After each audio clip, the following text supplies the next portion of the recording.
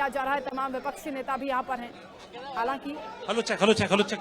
सबसे पहले राहुल गांधी ने महात्मा गांधी को नमन किया है और उसके बाद वो सदन में एंट्री करेंगे। जोश हाई है आज कांग्रेस नेताओं का।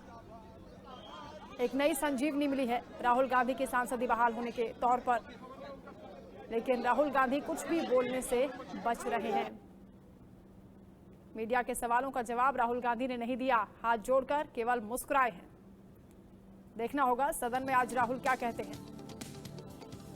कल अविश्वास प्रस्ताव पर चर्चा होनी है, उससे पहले राहुल गांधी की सांसदी बहाल होना कांग्रेस के लिए अपने आप में ये बहुत महत्वपूर्ण चीज हुई है, क्योंकि इंतजार लगातार सुप्रीम कोर्ट के फैसले के बाद किया जा रहा था कि राहुल गांधी की सांसदी कब तक बहाल होगी, क्योंकि 24 घंटे में ही राहुल गांधी की सदस्यता चली गई थी।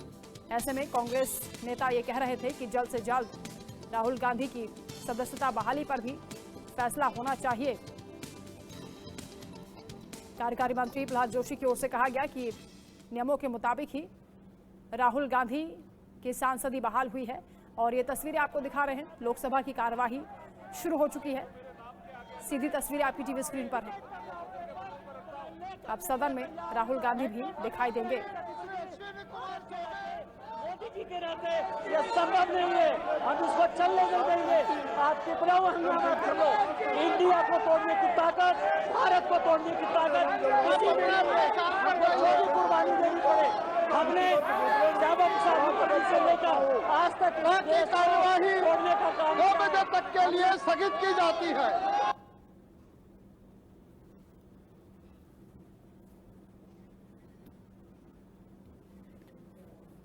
तो सदन की कार्यवाही स्थगित हो गई है। इस वक्त की बड़ी खबर, लोकसभा की कार्यवाही शुरू होते ही हंगामा हुआ और दोपहर 2 बजे तक के लिए कार्यवाही स्थगित हो गई है।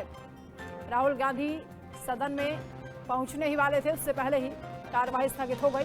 संसद भवन में हालांकि राहुल गांधी का जोरदार स्वागत हुआ है। आज ही सांसदी बहाल हुई है, राहुल फिर से सांसद बन गए हैं। कांग्रेस नेताओं में जोश देखा जा रहा है, लेकिन एक बार फिर सदन में हंगामा हुआ, कार्यवाही स्थगित हो गई है। दोपहर 2 बजे तक के लिए लोकसभा की कार्यवाही स्थगित हुई है। ये वो तस्वीरें हैं जब राहुल गांधी राष्ट्रपिता महात्मा गांधी को नमन करने के लिए पहुंचे। जैसे संसद में दाखिल हुए, सबसे पहले उन्होंने महात्मा गांधी को प्रणाम किया और उसके बाद सदन में एंट्री की। तो आज ही अधिसूचना जारी हुई और उसके बाद राहुल गांधी फिर से सांसद बन गए हैं। जो तमाम रुकावटें थीं वो आज दूर हो गई। पूरे नियम कायदों के तहत, प्रक्रिया के तहत राहुल गांधी की सदस्यता बहाल हुई है। हालांकि कई दिन का इंतजार करना पड़ा, लेकिन राहुल गांधी के लिए ये बहुत बड़ी बूस्टर डोज के तौर पर देखा जा रहा है, क्योंकि करियर भी दांव पर लग गया था। अब 2024 में भी राहुल गांधी चुनाव लड़ सकेंगे। हालांकि राहुल गांधी मीडिया के सामने कुछ नहीं बोले, कई सवाल उनसे किए गए जिसका जवाब उन्होंने नहीं दिया, लेकिन मंद मंद मुस्कुरा रहे थे राहुल गांधी। उनके चेहरे पर एक अलग ही तेज, एक अलग कॉन्फिडेंस आज दिखाई दे रहा है। कांग्रेस कार्यकर्ताओं का भी जोश हाई है। तो फिलहाल लोकसभा की कार्यवाही दोपहर 2 बजे तक स्थगित हो गई है। विपक्ष ने एक बार फिर हंगामा किया और हंगामे के चलते कार्यवाही को स्थगित करना पड़ा।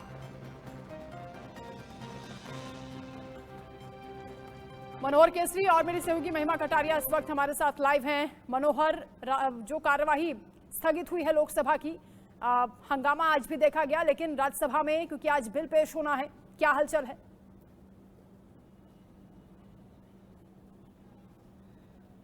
बात करें तो अभी कुछ देर पहले ही जब दोबारा 12 बजे लोकसभा शुरू हुई तो कुछ ही मिनट चली और जोरदार हंगामा रहा। ऐसी स्थिति में लोकसभा को 2 बजे तक के लिए स्थगित कर देना पड़ा है।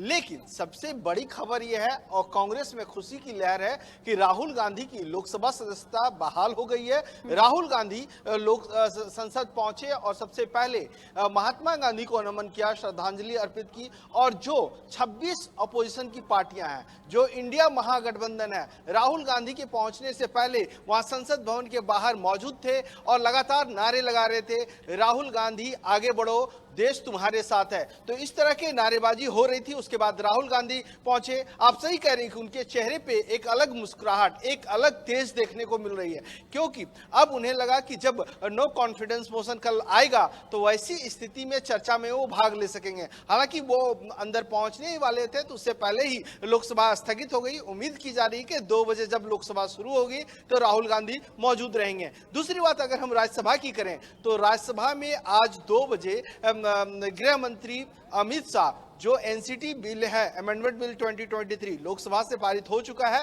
राज्यसभा में आज है और इसे लेकर के बीजेपी, कांग्रेस और आम आदमी पार्टी, तीनों पार्टियों ने व्हिप जारी किया हुआ है।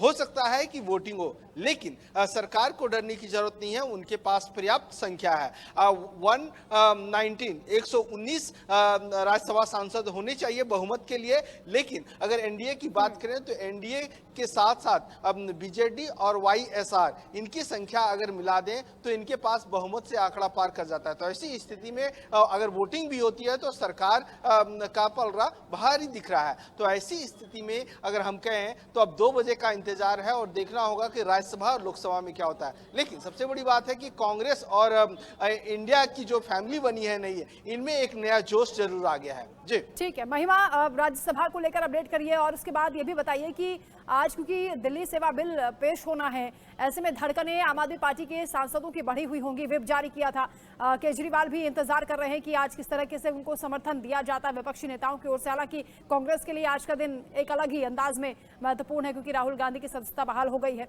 क्या हालचाल है?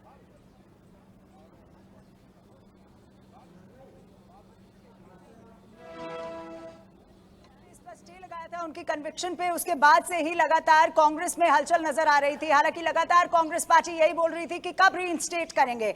बड़ा सवाल ये था कि क्या आज लोकसभा सेक्रेटेरिएट उनको रीइंस्टेट करते हैं या नहीं, लेकिन लोकसभा सेक्रेटेरिएट ने क्लियर कर दिया कि वो बतौर एमपी लोअर हाउस में आ सकते हैं। यानी अब राहुल गांधी आज जिस तरीके से पार्लियामेंट पहुंचे, उसके बाद मनोहर जी ने बताया कि किस तरीके से उन्होंने गांधी प्रतिमा के आगे जाके उनको ट्रिब्यूट दिया और तमाम चीजें जो है अब नो कॉन्फिडेंस मोशन क्योंकि मूव किया गया है, उसमें 100 एमपीज का सपोर्ट है। अब राहुल गांधी भी उसमें शामिल हो जाएंगे। 2024 के इलेक्शन को लेकर मैं सुन रही थी, आप बोल रहे थे कि बड़े सवाल उठ रहे थे कि क्या वो लड़ पाएंगे या नहीं लड़ पाएंगे। तो अब इलेक्शन का रास्ता भी राहुल गांधी के लिए क्लियर हो गया है। लेकिन अब आपने पूछा कि आखिर राज्यसभा में क्या होगा, तो आज टेली सर्विसेज बिल जो है वो राज्यसभा में आएगा। अब इसे लिटमस टेस्ट कहना गलत नहीं होगा क्योंकि जिस तरीके से राहुल गांधी के स्वागत के लिए पार्लियामेंट में 26 पार्टीज अंडर वन अम्ब्रेला जिसे हम कहते हैं या इंडिया बैनर के अंदर सभी लोग स्वागत करने के लिए रुके हुए थे। लगातार नारेबाजी हमने देखा कि किस तरीके से हो रही थी। लेकिन आज जो असली लिटमस टेस्ट है वो राज्यसभा में देखने को मिलेगा कि किस तरीके से, क्योंकि जब वंदना आपको याद होगा जब लोकसभा में अमित शाह ने इस पर डिस्कशन खोला था, जब वोटिंग की बात आई थी तमाम आर्ग्यूमेंट्स जो है वो देखने को मिली थी। लेकिन जब वोटिंग की बात आई थी तो वॉकआउट कर गए थे। हालांकि नंबर्स नहीं थे लोकसभा में विपक्ष के पास। अब अगर नंबर्स की बात करते हैं तो राज्यसभा में 238 5 नॉमिनेटेड होते हैं। टोटल आंकड़ा जो बनता है वो बनता है 233 का।